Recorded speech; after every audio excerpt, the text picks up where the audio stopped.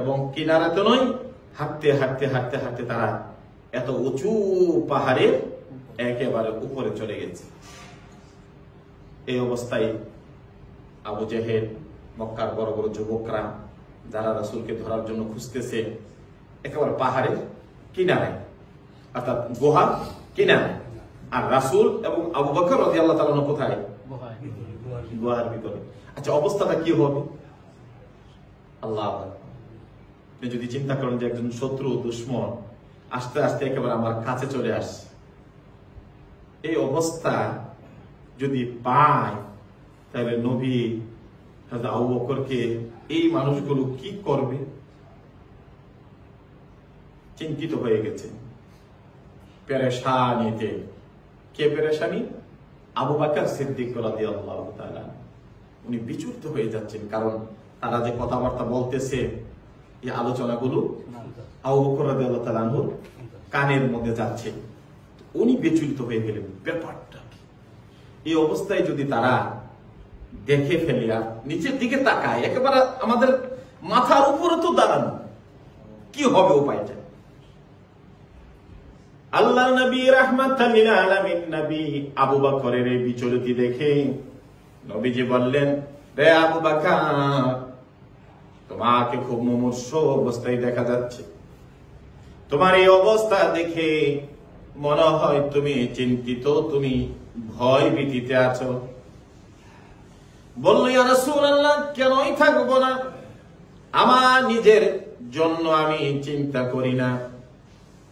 রাসূল গো, আজকে যদি কাফের বাহিনী যদি আপনাকে পেয়ে ফেলে, আপনার উপর অত্যাচার করবে, অবিচার করবে গো রাসূল, এই জন্য আমি চিন্তা করি আমার রাসূলের নি কোনো ক্ষতি হয়ে যায়, আমার নবীর নি কোনো কষ্ট হয়ে যায়, আর তারা না যেন কি ব্যবহার করে। আল্লাহর নবী বললেন, রে আবু বকর, তুমি কি জানো না? বলে, না। আল্লাহ রাব্বুল আলামিন বলেছেন, ইয ইয়াকুলু লিসাহিবিহি লা তাহজান ইন্নাল্লাহা মা'ানা। আল্লাহর নবী বললেন, ইয ইয়াকুলু লিসাহিবিহি, আল্লাহ রাব্বুল আলামিনের হাবিব তার সাহাবী আবু বকরকে বললেন, লা তাহজান ইন্নাল্লাহা মা'ানা, আমরা এই হিজরত, আমার যা কিছু হচ্ছে আমার নিজের কোনো ইচ্ছা মতে না, আমার নিজের জন্য না। আমি যখন হিজরত করেছিলাম, আমার আল্লাহ রাব্বুল আলামিন আমাকে পারমিশন দিয়েছে, আমি আল্লাহর পারমিশন নিয়ে আমি হিজরতের জন্য বাহির হয়েছি। এই জন্য যদিও এই গুহার মধ্যে আমরা আসছি, আর কেউ আমাদের সাথে নাই, আর একজন যিনি আছেন তিনি হলেন আমাদের আল্লাহ। রাসূলের কোনো ভয় নাই, কোনো চিন্তা নাই, কোনো পেরেশানি নাই, কিচ্ছু নাই। বললেন, ইয়া রাসূলুল্লাহ, কাফেরের গুলোর আলোচনা কি আপনি শুনছেন? তারা কি বলতেছে? একটা যুবক বলল আবু জেহেলকে, আমরা কেন দাঁড়িয়ে আছি, চলেন না আমরা গুহার ভিতরে ঢুকে যাই, গিয়া দেখি গুহার ভিতরের মধ্যে কেউ আছে কিনা। উমাইয়া ইবনে খালফ, মক্কার বড় নেতা, যুবককে একটা বড় ধরনের ধমকি দিলেন, আমার বললেন, তুমি কি দেখো না এই গুহার মুখের মধ্যে মাকড়সার কত বিশাল জাল? আমার তো মনে হচ্ছে মাকড়সার যে জালটা দেখা যায়, এটা নতুন না, মনে হয় মুহাম্মদ সাল্লাল্লাহু আলাইহি সাল্লামের জন্মের আগেরও মাকড়সা হবে। সুবহানাল্লাহ। এই মাত্র রাসূল গেলেন, আর মাকড়সা এমন জাল, তারা কিনারায় পাশে কবুতর গুলো চলে আসলো, এসে কবুতর ওখানে বসে বাসা বানিয়ে তারা ডিম পেড়ে ফেললো। উমাইয়া ইবনে খালফ বলল, তুমি কি দেখো না কবুতর গুলো এখানে ডিম পেড়ে ফেলেছে, মাকড়সার যে পুরান জাল দেখা যাচ্ছে, এইটা তো মনে হয় রাসূলের জন্মের, মুহাম্মদের জন্মের আগের হবে। এই কথাগুলো বলছে, তাহলে অবস্থাটা কি? কেউ বলতেছে ঢুকে যায়। সর্বশেষ আবু জেহেল দাঁড়ায়া বলল, এখানে তারা শুধু দাঁড়ানো না, তারা তো চতুর্দিকে দেখতেছে। যারা গিয়েছেন মক্কাতে সুর গোয়ার কিনারায়, অসংখ্য দাঁড়িয়ে যাবে। সুবহান। আবু জেহেল দাঁড়িয়ে বলল, আমার মন বলতেছে এই আশেপাশে কোথাও আছে যে কিনা আমাদের কথাগুলো শুনতেছে, আমরা ওনাকে দেখতেছি না। সুবহানাল্লাহ। খুব বিচক্ষণ মানুষ তো। আবু বকর হযরতে রাসূল সাল্লাল্লাহু আলাইহি ওয়াসাল্লাম গুহার ভিতরে, আবু বকর যখন বলছিল যে আমার মন বলতেছে আমাদের আশেপাশে ডানে বামে কোথাও তারা লুকিয়ে আছে, হয়তো আমরা দেখতেছি না, আমাদের কথাগুলো তারা শুনতেছে আর আমরা তাদেরকে দেখতেছি। আল্লাহু আকবার। এই কথাটার প্রমাণ কোরআনে আল্লাহ পাক দিয়েছেন। আল্লাহ রাব্বুল আলামিন বললেন, ফাআনজালাল্লাহু সাকিনাতাহু আলাইহি ফাআনজালাল্লাহু, আল্লাহ নাজিল করলেন ওই গুহার ভিতরে। আবু বকর রাদিয়াল্লাহু তাআলা আনহু যখন ভয়ে থরথর করে কম্পন করছিলেন, কিন্তু আমার নবীর কোনো ভয় ছিল না। আমার নবী কোনো ধরনের কোনো ভয় নাই, ওনার কোনো চিন্তা নাই। উনি নির্দ্বিধায় ওই গর্তের মধ্যে বসে আছেন। আল্লাহ রাব্বুল আলামিন বললেন, ফাআনজালাল্লাহু আলাইহি ফাআনজালাল্লাহু সাকিনাতু আলাইহি। আল্লাহ রাব্বুল আলামিন বললেন, ওই অবস্থায় আমি গুহার মধ্যে, আমি আবু বকরের কলিজার মধ্যে এবং আল্লাহ রাসূলের হৃদয়ের মধ্যে আল্লাহ রাব্বুল আলামিন একটা শান্তি ঢেলে দিলেন। সুবহানাল্লাহ। যদিও তারা তোমার সামনে, তোমার উপরে দাঁড়িয়ে আছে, যদিও তারা তোমাদেরকে দেখতেছে না, এই অবস্থা, লা তাহজান, তোমরা কোনো ভয় পেও না। আল্লাহ রাব্বুল আলামিন বললেন, ফাআনজালাল্লাহু, আমি আল্লাহ নাযিল করলাম তাদের প্রতি সাকিনা, সুকুন। আরবিতে বলা হয় সাকিনা, সুকুন হলো প্রশান্তি। আমি এমন প্রশান্তি ঢেলে দিলাম আমার রাসূলের হৃদয়ের মধ্যে। হাবিব, আপনি কোনো ভয় পাবেন না, আপনি কোনো চিন্তা করবেন না। নবী গো, আপনার মন গড়া, আপনার নিজের ইচ্ছা বাঁচার জন্য আপনি হিজরত করেন নাই। আমি যখন জিব্রাইলকে পাঠিয়ে বললাম, আমার বন্ধুকে বলো আর এই মক্কা নগরে থাকা যাবে না, মক্কা নগর থেকে যেন রাসূল মদিনার পথে যেন হিজরত করে, এই জন্যই তো আপনি হিজরত করেছেন। আপনি তো শুধু হিজরত করেছেন, আর আমি আল্লাহ রাব্বুল আলামিন আপনার হেফাজতের দায়িত্ব নিয়ে নিলাম। সুবহান। আবু বকর এই কথাগুলো বলে সেখান থেকে চলে আসবেন। মনে হচ্ছে আমরা দেখি না, কিন্তু উনি তো আমাদেরকে দেখতেছেন। তারপরে একজনে বলে না, চলেন না গুহার ভিতরে, নাইলে মাকড়সা এই শুধু ভেঙ্গে আমরা একটু ঢুকি, দেখি অবস্থাটা কি। আর কেনই বা ঢুকবেন? আল্লাহ রাব্বুল আলামিন কোরআনুল কারীম আয়াত নাযিল করে সূরা তাওবার মধ্যে 40 নম্বর আয়াত, আল্লাহ আয়াত নাযিল করে জানাই দিলেন, ওয়া আইয়াদাহু বিজুনুদিন লাম তারাওহা। আল্লাহ বলেন, ওয়া আইয়াদাহু, আমি তাদেরকে সাহায্য করেছিলাম, আমি আল্লাহ নিজে তাদেরকে সহযোগিতা করেছিলাম। বিজুনুদিন, আল্লাহর সৈন্য বাহিনী দিয়া।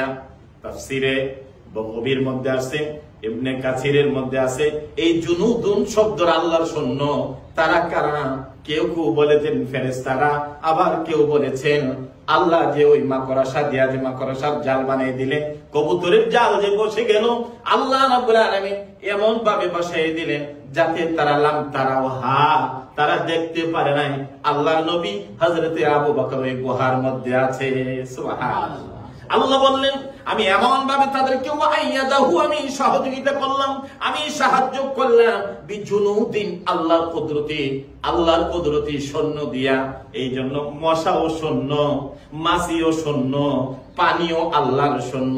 এই পৃথিবীতে গাছপালা যা কিছু আছে এবং আপনার প্রাণী জগতের যা আছে সব আল্লাহর সৈন্য। যখন যেটা দরকার আল্লাহ রাব্বুল আলামিন তখন সেইটারে ফিট করে দেয়, যা তুই আমার সৈন্যের কাজটা কর। আল্লাহর পুলিশ বাহিনী দরকার হয় না, বিডিআর দরকার হয় না, আর্মি দরকার হয় না। আল্লাহ বলেন, আল্লাহর এই জমিনের মধ্যে যত কিছু দেখো এগুলোর আল্লাহ সৈন্য বানায় রেখেছে। যখন দরকার তখন ওই সৈন্যগুলো আল্লাহ রাব্বুল আলামিন জায়গা মধ্যে পাঠিয়ে দেয়, যাও তুমি তোমার কাজটা করে আসো। আপনারা শুনেন নাই নমরুদের কথা? নমরুদের মতো লোককে আল্লাহ কি দিয়া, আল্লাহ কি সৈন্য দিয়ে আল্লাহ সাহায্য করলেন? তারে দুনিয়া থেকে ধ্বংস করছেন কি দিয়া? একটা ল্যাংড়া মশা দিয়া, তাফসীরের মধ্যে আছে ছোট্ট মশার মধ্যে যেটা ল্যাংড়া মশা, এটা আল্লাহকে ফরিয়াদ করছে, আল্লাহ আমার জীবনে তো আর কিছু করতে পারবো না, তো তোমার যেটা ক্ষুধা দাবি করছে এইটারে নিধন করার জন্য আমার একটু পারমিশন দাও। আল্লাহ বলেন যা। তো সে যে সেটা কামড় দিলে কি এত বড় নমরুদ, এত বড় মানুষ, তারা কি করতে পারবো? নাকের ডগায় দিয়া একেবারে মস্তক চলে গিয়েছিল, যাই আস্তে আস্তে করে তার মেশিন সে চালু করেছে। তো মশা নর্মাল কামড় দিলি তো কত খারাপ লাগে, আর এটা যদি মজকে মারে তখন অবস্থাটা কি হবে? এত কঠিন ভাবে কষ্ট পাচ্ছিলেন, যে কষ্টের কারণে শেষ পর্যন্ত এই নমরুদকে ঝাড়ু দিয়ে সুতা দিয়া পিঠাইয়া শেষ নিজের ইচ্ছে, কারণ কামড় যখন দিন যখন কেউ কামড় দিত তখন একটু জিম মেরে বসে থাকতেন, আবার যখন ওই জুতার বাড়ি ঝাড়ুর বাড়ি যখন বন্ধ করে দিত তখন আবার সে কামড় শুরু করতো।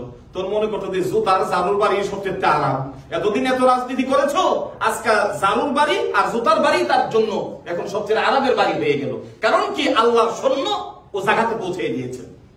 এই জন্য আল্লাহ বললেন কোরআনুল কারীমে, ওয়া আইয়াদাহু বিজুনুদিল লাম তারাওহা, আল্লাহর সৈন্য দিয়া। এই সৈন্য এটা শুধু নমরুদের জন্য না, কিয়ামত পর্যন্ত আমার জন্য, আপনার জন্য, দুনিয়াতে যারা জালেম করবে, জুলুম করবেন, জুলুমবাজির জন্য আল্লাহ রাব্বুল আলামিন এইভাবে সৈন্যগুলো দাঁড়া করায় রেখেছে। দেখবেন আপনি যদি জুলুম করেন, ফেরাউনকে নমরুদকে যেমন করে ওই সৈন্যদা মেরেছে, হঠাৎ করে দেখবেন ভালো রাস্তায় হাঁটছেন, একটা সর্প আপনাকে এমন ভাবে কামড় দিয়েছে, সর্পের বেশি আপনি চলে যাবেন। যে গেলার মধ্যে এত মাল রাখেন, আপনি জানেন না সেখানে কি জিনিস আপনার জন্য তৈরি করে রেখেছেন। এক সময় আনতে যাবেন, ওখানে আল্লাহর সৈন্য আপনাকে ধ্বংস করে দিবে। এই জন্য আপনার ডানে বামে সামনে সব জায়গায় আল্লাহর সৈন্য আছে। আমরা দেখি না সৈন্য যখন আল্লাহর হুকুম পায়, ওই সৈন্যরা তখন তাদের কাজ শুরু করে, তাদের অপারেশন শুরু করে, ওই সৈন্যরা হাত থেকে মানুষ বাঁচতে পারে না। আবার আল্লাহ রাব্বুল আলামিন কোন সময় ওই সৈন্যগুলো দিয়ে আল্লাহ রাব্বুল আলামিন মানুষকে বাঁচান, যেমন করে আমার নবীকে আল্লাহ পাক বাঁচিয়েছিলেন। এই জন্য আল্লাহ বলছেন, ওয়া আইয়াদাহু বিজুনুদিল লাম তারাওহা, আমি এমন সৈন্য বাহিনী আমি পাঠিয়ে দিয়ে রাখলাম, যে সৈন্যের কারণে আমার বন্ধুকে আবু জেহেল বাহিনী দেখতে পাই না। সুবহানাল্লাহ। যখন আল্লাহর জন্য কেউ হিজরত করে তখন আল্লাহ পাক রব্বুল আলামিন ওইভাবে সাহায্য করেন। আবার আল্লাহ পাক রব্বুল আলামিনের হাবিব সাল্লাল্লাহু আলাইহি সাল্লাম আল্লাহ যে কোরআনের কারিমে আয়াত নাযিল করলেন, ফাআনসালাল্লাহু সাকিনা, এই সাকিনা অর্থ হলো প্রশান্তি। আমি এমন এক শান্তি ঢেলে দিলাম, এমন এক শান্তি দিলাম, এই শান্তিটা আল্লাহ এখানে বললেন আমি তাকে হেফাজত করলাম, এই কথা বলে নাই। আল্লাহ বলছেন সুকুন, আমি এক প্রশান্তি দিলাম আমার বন্ধুকে। এই জন্য আল্লাহর নবী বলতেন, আমার হিজরতের রাতের মধ্যে আমি যখন হিজরত করতে গিয়েছিলাম, ওই গুহা রাত্রগুলো আমার জীবনের বড় শান্তির রাত ছিল। যদিও রাসূল চলে যাচ্ছেন গভীর রাত্রে, গোপনে মক্কা থেকে মদিনায় চলে যাচ্ছেন, আল্লাহ নবী বলেন ওই হিজরতের রাত, হিজরতের গুহা রাতগুলো আমি এত শান্তি আমার জীবনে আমি পেয়েছি, এই শান্তি আর আমার জীবনে কোনোদিন পাই না।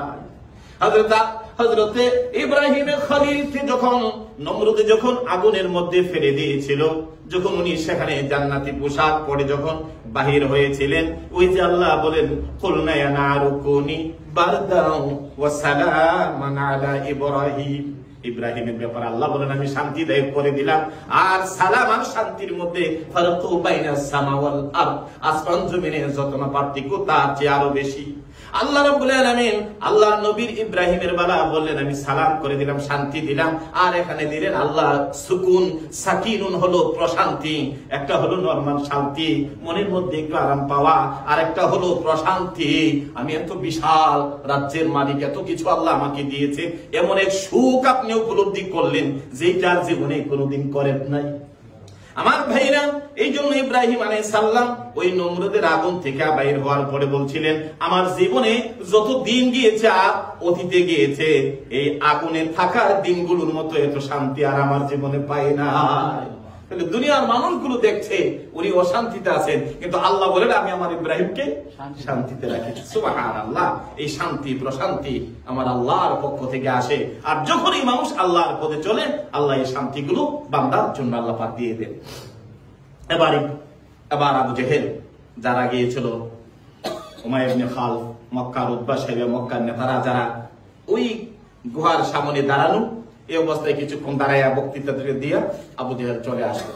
আয়েশা তখন তারা একটা মিটিং বসলেন কাবাগরের সামনে, স্পেশাল মিটিং এ বসে তারা সিদ্ধান্ত নিলেন, আমরা মক্কা থেকে মদিনার যে রাস্তা আছে এই রাস্তার জনগণকে আমরা জানাইয়া দেব, তোমরা যারা আছো যদি কেউ যদি এই আবু বকর এবং মুহাম্মদ সাল্লাল্লাহু আলাইহি সাল্লাম ওনাকে যদি কেউ তোমরা ধরে দিতে পারো, তাহলে মক্কার সবচেয়ে দামি 100 উট তোমাদেরকে পুরস্কার দেওয়া হবে। কত উট? 100 উট পুরস্কার দিবে। তদানীন্তন কালের এই দামি উটগুলো যে কেউ নেওয়ার জন্য লুফে পড়বে। এই ঘোষণা শুনেছিলেন তায়েফের দূরবর্তী একটা গ্রামের একজন যুবক, তার নাম ছিল সুরাকা ইবনে মালিক। কি নাম ছিল? সুরাকা ইবনে মালিক। যদিও পরবর্তীতে মক্কা বিজয়ী উনি সাহাবী হয়েছেন। এই সুরাকা ইবনে মালিক, সুরাকা এই খবর পাইয়া যে এর চাইতে আমি পদচিহ্ন বড় পারদর্শী, আমি যখন কোন রাস্তা দিয়া তীর নিয়া আমি যখন কাউকে আক্রমণ করি, আমার তীরের হাত থেকে কেউ বাঁচতে পারে না। এত বড় দূরদর্শী মানুষ এবং ঘোড়া দৌড়ে এত বিচক্ষণ। এই খবর শোনার পরে তার মনের মধ্যে একটা লোভ আশা পড়লো যে আমি যদি এই কাজটা করতে পারি, আর তারা তো বাহির হয়েছে 100% শিওর, তাহলে তারা মদিনাতে যাবে, তাহলে এই মক্কা থেকে মদিনাতে যেখানেই হোক আমি আশা করব যে অন্তত পক্ষে তাদেরকে আমি ধরে নিয়ে আসতে পারব। সুরাকা যে দাসী ছিল তাকে বলল, সকাল ভোর বেলা আমার ঘোড়াটারে তুমি নিয়ে বাড়ির এক পাশে নিয়ে রেখে দিবা, আমি সকাল বেলা আমার এক শিকারে আমি বাহির হব। কারণ সবাই যদি দেখে যে বাইরে হয়ে গেছে তখন তো মানুষেরা করতে পারে। উনি একটু সামনে যাওয়ার কিছুক্ষণ পরে যাওয়ার পরে 3 জন মানুষকে তার এলাকার উনি সাক্ষাৎ পাইলেন।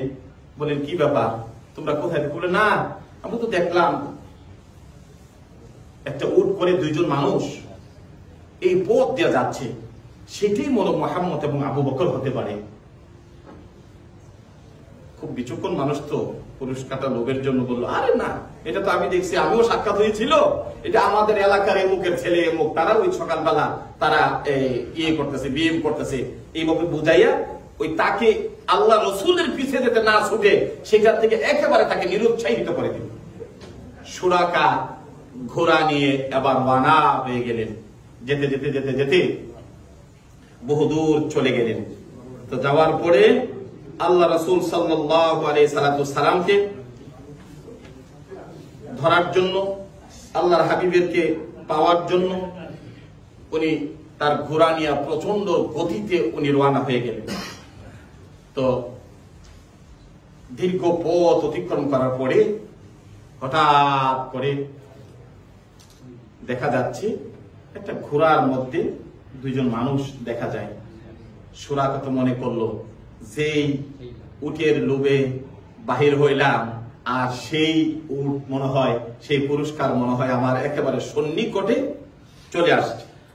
উনি এই কথা বলে আর দেরি না করে ওনার ঘোড়াটাকে প্রচন্ড গতিতে আল্লাহ রসুলকে ধরার জন্য রওনা হচ্ছেন। আল্লাহ রসুলের প্রায় কাছাকাছি চলে গেছে, হয়তোবা কয়েক মিনিটের মধ্যেই আল্লাহর নবীর ঘোড়ার কাছে চলে যাবে। আল্লাহর কুদরত বোঝা যায় না। এমন সময় সুরাকা প্রচন্ড গতিতে যখন ঘোড়াটা চলছিল, হঠাৎ করে ঘোড়ার 4টা পা বালির অনেকটা নিচে ঢুকে গেল, আর বালি এমন ভাবে ধরেছে যে ঘোড়া আর তার পা গুলো চালানোর মতো আর কোন শক্তি পাচ্ছে না। তো হঠাৎ করে এই স্পিডের মধ্যে যখন ঘোড়ার পা ঢুকে গেল, তাহলে সুরাকার অবস্থাটা কি? সে ঘোড়া থেকে ছিটকে সামনে কয়েক হাত সামনে যেয়ে উল্টো দিয়ে পড়ে গেল। পড়ার পরে সেখান থেকে ঘোড়ার কাছে চলে আসলো, দেখলো এক একটা ঘোড়ার পা অনেক মাটির নিচে চলে গেছে, বালির নিচে চলে গেছে। সেখান থেকে ঘোড়ার পা গুলো বাইর করা কঠিন হয়ে গেছে। বুঝতে পারলো তার মধ্যে হয়তো বা কোনো একটা কারণ আছে। কারণটা কি? যাকে ধরতে আসছিলাম তিনি হয়তোবা সাধারণ মানুষ নয়, হয়তোবা তারই কোনো বদদোয়া বা কোনো কিছু লেগেছে। ওনার দোয়া ছাড়া হয়তোবা আমি এখান থেকে যাই হোক ধরি আর যাই কিছু করি, কিন্তু আমাকে তো আবার বাসায় ফিরে যেতে হবে। এই অবস্থায় তো ওনার দয়া ছাড়া আর আমার কোনো উপায় নাই।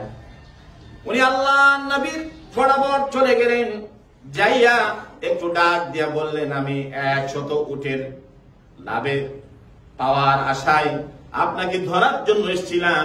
আমি জানি আপনি আনতা মুহাম্মাদুন সাইয়্যিদুনা মুহাম্মাদুর রাসূলুল্লাহ সাল্লাল্লাহু আলাইহি সাল্লাম। আল্লাহর নবী রাহমাতাল লিল আলামিন নবী তার কথা শুনে বললেন, আনতা শুরাকা, তুমি কি শুরাকা? সুবহানাল্লাহ। বলল, আমি তো আমার নাম বলি নাই, আমার পরিচয় দেয় নাই। রাসূল আমার নাম বলে ফেললেন। বলল, হ্যাঁ, আপনি যদি একটু দোয়া করেন আমার ঘোড়ার পা যেন জমিন যেন ছেড়ে দেয়, আমি যেন নিরাপদে আবার যেতে পারি। আমার এই উটের পুরস্কারের দরকার নাই। আল্লাহ নবী আল্লাহ রাব্বুল আলামিন এই জমিনে রহমত করে প্রেরণ করেছেন, ওমা আরসালনাকা ইল্লা রাহমাতাল লিল আলামিন। শত্রু কাছে পাইল, শায়েস্তা করতে পারতেন, নবী কিচ্ছু বললেন না, বরং আল্লাহর নবী আল্লাহর দরবারে দুটো হাত উঁচু করে দোয়া করলেন, আল্লাহ তুমি তোমার এই বান্দা বিপদ থেকে তারে উদ্ধার করে দাও, সে যেন সহি সালামতে আবার তার বাড়িতে যেতে পারে। সুবহানাল্লাহ।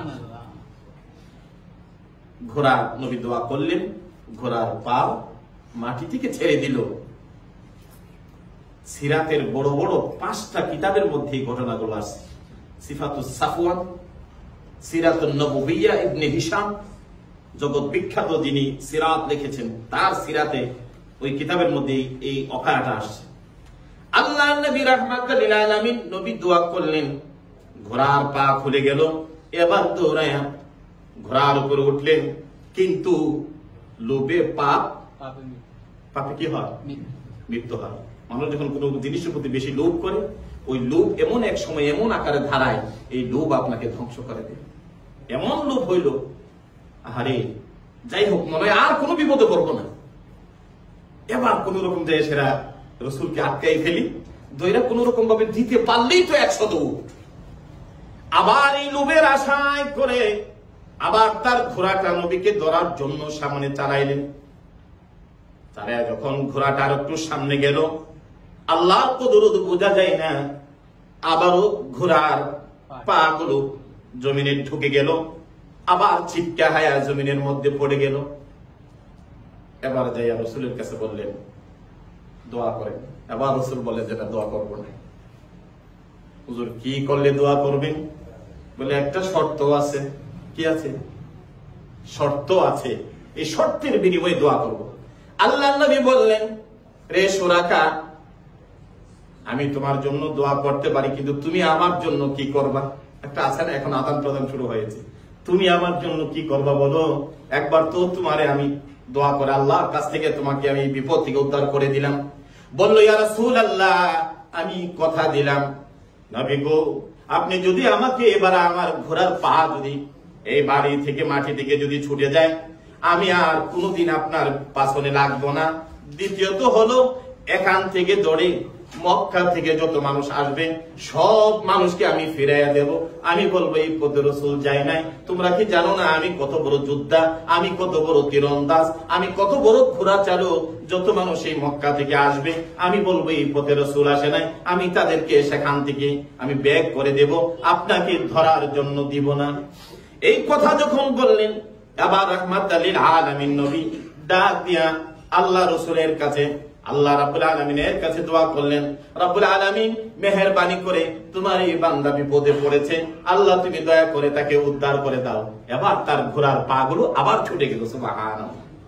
শুরাকা আল্লাহ নবীর কাছ থেকে চলে যাচ্ছে, এমন সময় আল্লাহ নবী ডাক দিলেন আর বললেন যে, তুমি যে চলে যাবা ঠিক আছে।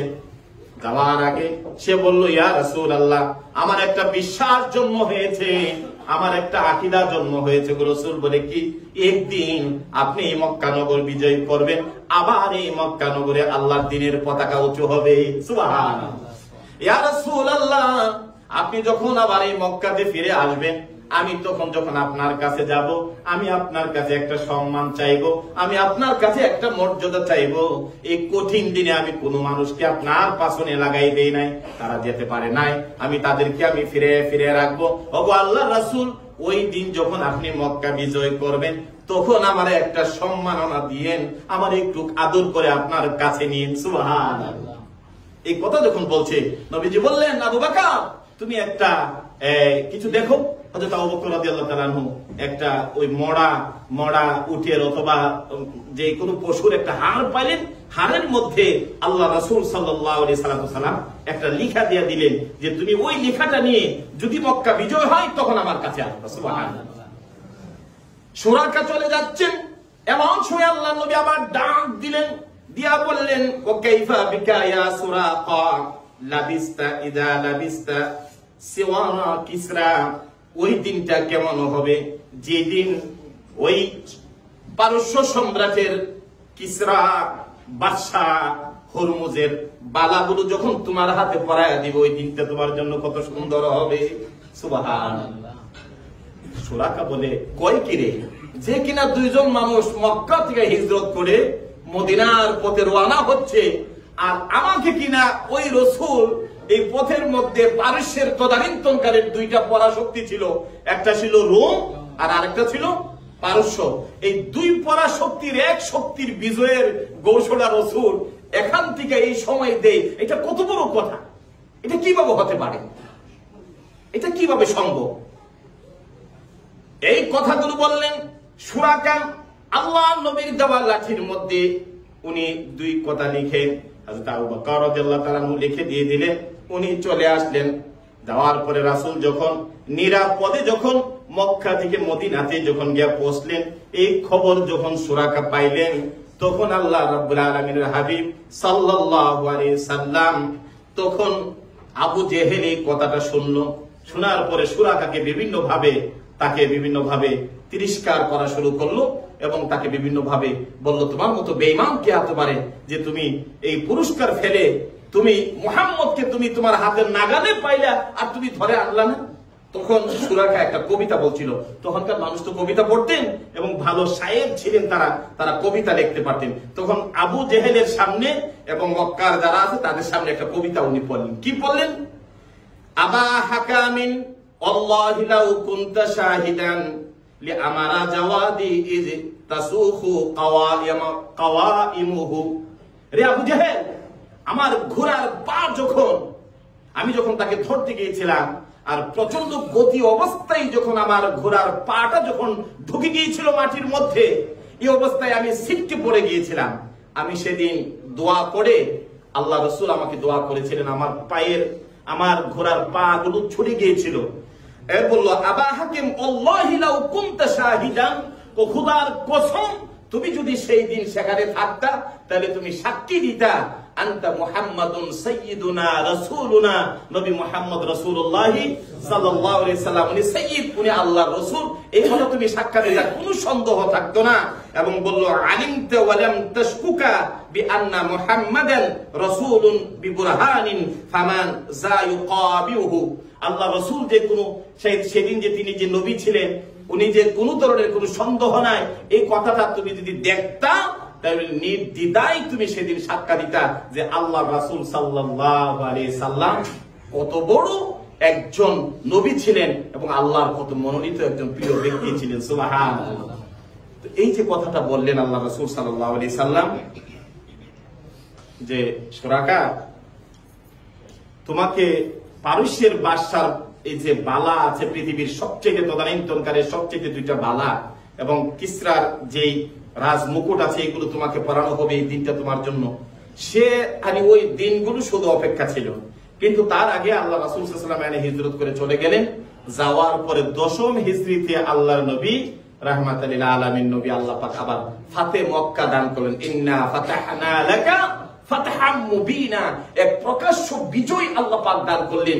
আর ওই বিজয়ের দিন তখন যখন রাসূল তায়েফের কাছে তার বাড়ির কিনারা দিয়ে যাচ্ছিলেন, তখন ওই যে সুরাকা ইবনে মালিক দৌড়াইয়া হাতের মধ্যে ওই যে লাঠি ছিল, মরা উটের অথবা যে কোনো পশুর একটা হাড্ডি ছিল, এইটা নিয়ে দৌড়াইয়া যাচ্ছে। চতুর্দিক দিয়ে মক্কা বিজয় হচ্ছে, কত মানুষ ইসলাম গ্রহণ করছে, রাসূলকে চতুর্দিক দিয়ে ঘেরে রেখেছেন। এই অবস্থায় আল্লাহর নবী সাল্লাল্লাহু আলাইহি সাল্লাম দূর থেকে দেখলেন যে সুরাকা আসতেছে, আর মানুষ তাকে বাধা দিতেছে, না তুমি তো কাফের, তুমি আমার রাসূলের কাছে, কারণ একটু দিয়া তোদের রাখতে হয়, আল্লাহ রাসূলের কাছে আসতে দেয় নাই। এমন সময় নবীজি সাল্লাল্লাহু আলাইহি সাল্লাম উটের পিঠ থেকে দেখলেন সুরাকা অনেক দূর থেকে আসতেছে। আল্লাহর নবী বললেন, উদনি মিন্নি ইয়া সুরাকা, রে আমার সাহাবীরা, আমার এই সুরাকাকে তোমরা ছেড়ে দাও। তার সাথে আর আমার সাথে যে ঘটনা ঘটেছিল এইটা তোমরা জানো না, দুনিয়ার কেউ জানে না। আজকে আমার সুরাকাকে তার পাওনাটা আমি পূর্ণ করে দিব। আজকে সে আমার কাছে একটা পাওনা আছে, আমি নবী তার পাওনাটা পূর্ণ করে দিব। এই জন্য রাসূল বললেন, উদনি মিন্নি ইয়া সুরাকা, উদনু মিন্নি ইয়া সুরাকা, হে সুরাকা তুমি আমার কাছে আসো, আমি নবীর কদমের কাছে চলে আসো, আমার কিনারায় চলে আসো। উদনি মিন্নি হাযা ইয়াউমুন ওয়াফাইন ওয়াবিরুন, আজকের দিনে আমি আমার ওয়াদাটা পূর্ণ করব। আমি আমার ওয়াদাটা পূর্ণ করে, অর্থাৎ কি ওয়াদা ছিল? ওই সুরাকা বলেছিল, ইয়া রাসূলুল্লাহ, যেদিন মক্কায় বিজয় বেশে আপনি যাবেন, ওই দিন আমাকে একটু আদর করেন, আমার একটু মহাব্বত করেন। আমি আল্লাহর নবীর কাছে মহাব্বত আমি পাও না। রাসূল বলেছেন, হ্যাঁ ওই দিন তুমি যদি আসো, আমি রাসূল তোমার ইজ্জত করব, সম্মান করব। ওই হাড্ডিটা নিয়ে এবার তো ওরাই আল্লাহর নবীর কাছে চলে আসলেন। আল্লাহর নবী রাহমাতুল আলামিন উটের পিঠ থেকে নেমে গেলেন, জড়াইয়া ধরলেন, আদর করলেন। রাহমাতুল আলামিন